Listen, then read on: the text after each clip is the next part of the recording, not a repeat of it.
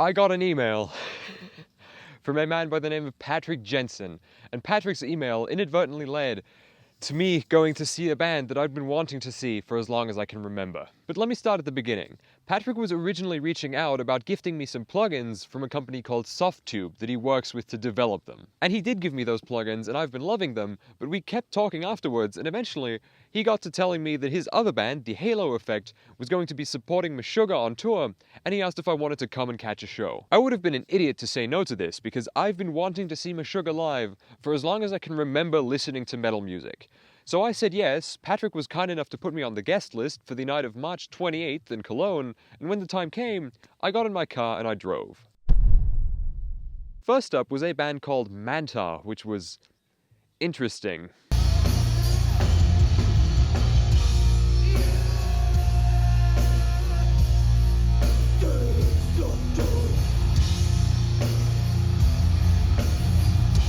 They didn't have a bass player, were both very shirtless, and they played facing each other as opposed to the audience, which is a novel approach. Up next was obviously The Halo Effect.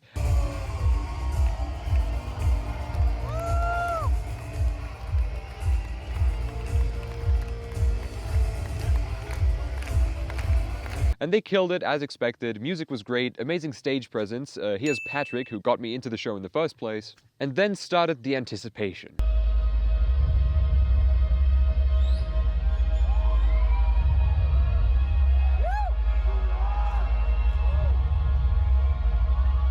It felt like it went on for ages, but you couldn't move or go anywhere because you might miss when it started.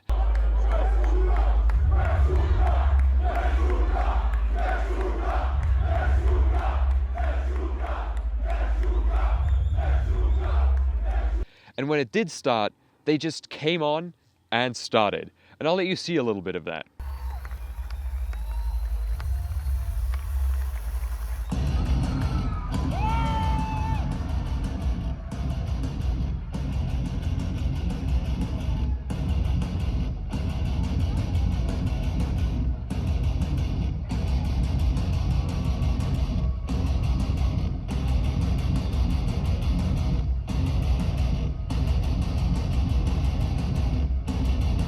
They started with their song Broken Cog, which is also the opening track of their latest album, and everybody went crazy. And as the show went on, the crowd went 10 times crazier, and I got a few opportunities to stand off to the side and film because I knew that this show was likely going to be worth a video, but for the most part, filming was not a thing at this show, because there was no mosh pit in this crowd. The crowd was the mosh pit. And I'm not usually a mosh pit guy. I like to stand, look at the guitar players, look at their gear and all of that. I'm a nerd. But at this show, I had no choice. And I wasn't really able to capture this for you out of just genuine fear of losing my phone in the chaos, but not a single person was standing still, and that's just the pinnacle of a metal show to me. And as for the performance itself, it was nothing short of monolithic.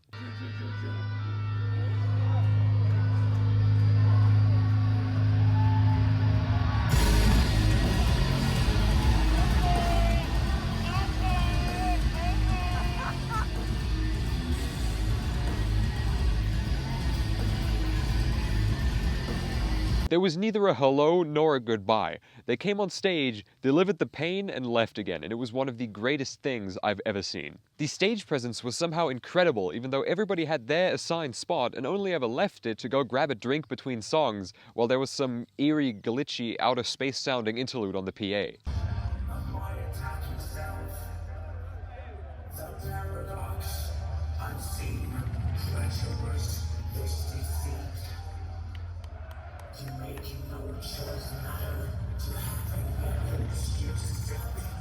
They would trade places occasionally and then stay that way for the duration of the next song, but nobody was moving across the stage during a song. And they were as tight as on any of their records, if not somehow tighter. I did not hear a single wrong note.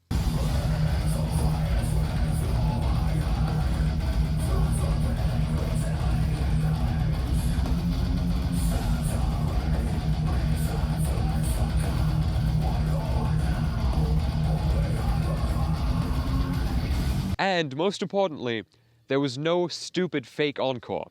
That's the thing I hate most about any concert in the world. You know, when the artist walks off the stage pretending the show is over, waiting for everybody to scream for them to come back, coincidentally, without having played their two most popular songs first. Yeah, none of that. No turning around after the show and saying, oh, let's take a picture with the entire audience.